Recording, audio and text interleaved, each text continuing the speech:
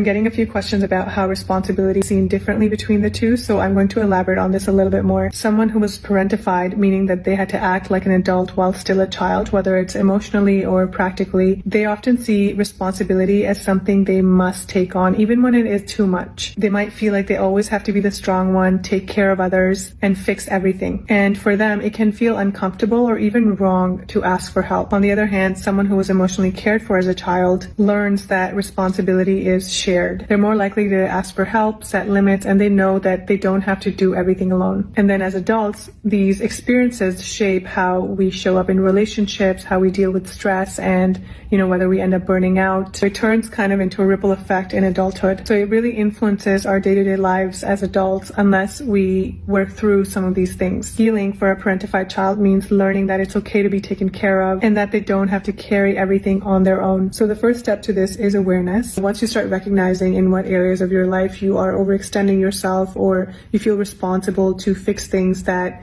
really are out of your control, then the next step would be to work on that. So maybe you need to take a step back, or maybe you need to ask others for help because this responsibility is shared. Working with a therapist would really help with this, because when we learn things in childhood, these behaviors become really ingrained in us and they're showing up in small ways day to day. So it does really help, but if that's something that you can't afford right now, I think it's also really important to just be able to reflect and become aware of your own day-to-day behaviors and then try your best to manage them in whatever way you can.